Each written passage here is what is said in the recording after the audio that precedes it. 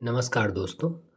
अभी हाल में ही Bihar civil court ने अपने यूडीसी का रिजल्ट जारी किया है।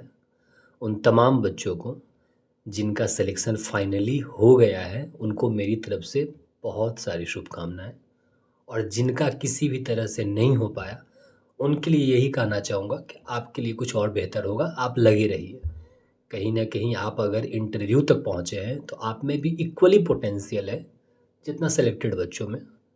तो बस थोड़ा सा पुश करना है। बिहार में अभी बहुत सारी वैकेंसीज आई हुई हैं, like AEDO, BSSC, CGL, BSO, Bihar SI, BPSC से टीचर्स भी बनते हैं लोग। बहुत सारी जॉब है, आपके लिए कुछ बेहतर होगा। और जिनका भी नाम वेटिंग लिस्ट में है, आज हम उनके बारे में डिटेल से बात करने वाले हैं, क्योंकि आप लोग की बहुत सारी क्यूरीज आ रही थी कि सर रैंक वाइज क्लियर करेगा वेटिंग लिस्ट या फिर कैटेगरी वाइज क्लियर करेगा, कितना वेटिंग लिस्ट क्लियर करने के चांसेज है। हम उन सब के बारे में एक एक कर आज बात करेंगे।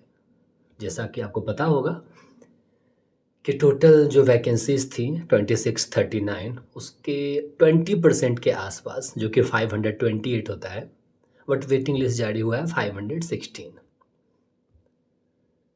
तो इसमें सबसे बड़ा कंसर्न आ रहा है कि रैंक वाइज होगा या कैटेगरी वाइज। तो आप लोगों से मैं क्लियरली बताना चाहता हूँ, इसमें वेटिंग क्लियर होगा रैंक वाइज, बट कैटेगरी को ध्यान में रखते हुए। मतलब इसमें दोनों चीज़ फॉलो की जाएगी। अगर सपोज करते हैं कि अगर वेटिंग लिस्ट 200 तक क्लियर होती है, सपोज करते हैं एग्जाम्पल के लिए, आगे हम इस बात पढ़ाएंगे कि कितना नंबर तक वेटिंग क्लियर होने के चांसेज है, बट सपोज कि 200 चांसेज हैं कि 200 रैंक तक ये क्लियर होगा। तो जाहिर सी बात है, जब 200 बच्चे किसी भी वजह से ज्वाइन नहीं करेंगे, स्किप नहीं करेंगे, 200 सीट जो खाली बचेगी उसमें से रैंक को ध्यान में रखते हुए हर एक कैटेगरी से खाली हुए बच्चों को उनके रैंक के हिसाब से फुलफिल किया जाएगा। जैसे मान लेते हैं, ये देखिए, ऊपर से जब हम देखते हैं नंबर 1 से, तो आप देखेंगे कैटेगरी सिलेक्शन यूआर है।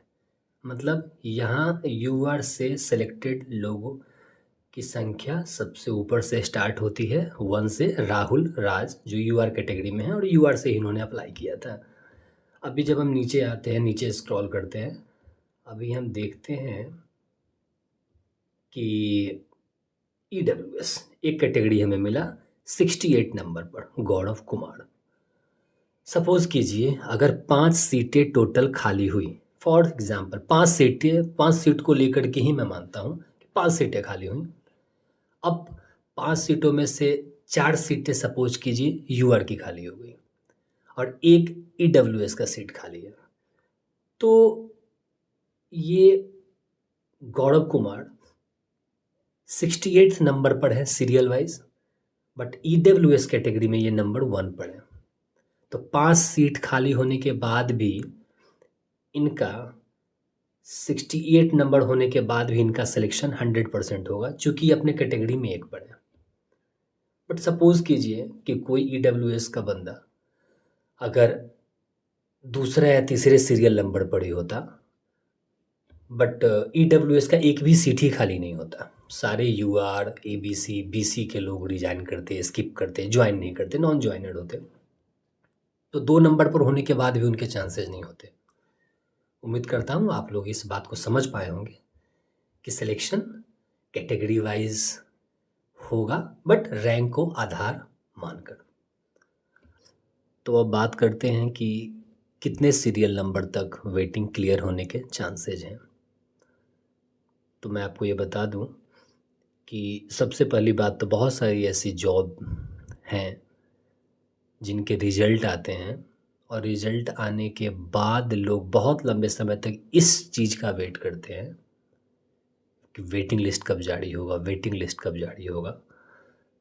तो आप लोग इस बात के लिए निश्चिंत रहिए, क्योंकि रिजल्ट निकलने के साथ साथ हाथों हाथ आपको एक 516 बच्चों की वेटिंग लिस्ट भी मिली है, और उसमें भी कोई 100-200 का नहीं, 516, 516 तो कहीं न कहीं आयोग को ये आंकड़ा पता है कि कितने लोग नॉन जॉइनर होने वाले हैं, कितने लोग स्किप करने वाले हैं, क्योंकि पास्ट का जो एक्सपीरियंस रहा है उनको court reader cum deposition writer या फिर स्टेनोग्राफर को लेकर के, तो उनसे इनको अंदाज़ा लगा है। तो फाइनल मेरिट लिस्ट में आने वाले तो हैं वेटिंग लिस्ट से, कितना ये एग्जैक्टली तो कहना का पाना बिल्कुल मुश्किल सा टास्क होगा, बट होगा और अच्छी खासी संख्या होगी इनकी। फॉर मी, अगर आप मुझसे पूछिए तो ये 250 से 300 तक का आंकड़ा टच करने वाला है। मैं चाहता तो हूँ कि सबका हो जाए, इससे बेहतर क्या हो सकता है, लेकिन पॉसिबिलिटी नहीं दिख रही है। तो आई थिंक कि यहाँ 200 से 300 के बीच का आंकड़ा ये टच करने वाला है, और सारे कैटेगरी में जो भी व्यक्ति 20 to 30 के बीच तक रैंक पर है वो निश्चिंत रहे, उनका होना है। तो अब बात आती है कि 250 से 300 मैंने बोल तो दिया, 200 और 300 के बीच में, बट कैसे इतने लोग नॉन ज्वाइनर कैसे होंगे, इतने लोग कैसे रिजाइन करेंगे, कैसे इतने सारे लोग स्किप करेंगे? तो देखिए, आप वेटिंग लिस्ट में हैं, मे भी हो सकता है कि आप थोड़े घबराए होंगे, परेशान होंगे, बट जो लोग ऑलरेडी कहीं ना कहीं जॉब में हैं, और जहाँ तक मेरी जानकारी है अधिकांश बच्चों की संख्या वैसी है जो ऑलरेडी किसी न किसी जॉब में हैं, और कहीं ना कहीं इससे बेहतर जॉब में है। एग्ज़ाम्पल के लिए, अगर कोई व्यक्ति बीपीएससी टीचर में है, तो और अगर वो अपने घर के आसपास है, 5-10 किलोमीटर के दायरे में है, तो कभी भी बिहार सिविल कोड यूडीसी का नहीं सोचेगा, अनटिल एंड अनलेस कि वो अब लाइफ में इससे बेहतर कुछ नहीं करना चाहता। उसका यही गोल था और उसने अचीव कर लिया है। हम सभी जानते हैं कि सिविल कोर्ट में वर्कलोड बहुत अधिक होती है, पेंडिंग केसेस की संख्या बहुत अधिक होती है। 10 से 5.5 आपको 100% अपना वहाँ देना होगा। इस दौरान आप मोबाइल फ़ोन से या फिर किताब से आप पढ़ाई नहीं कर सकते हैं।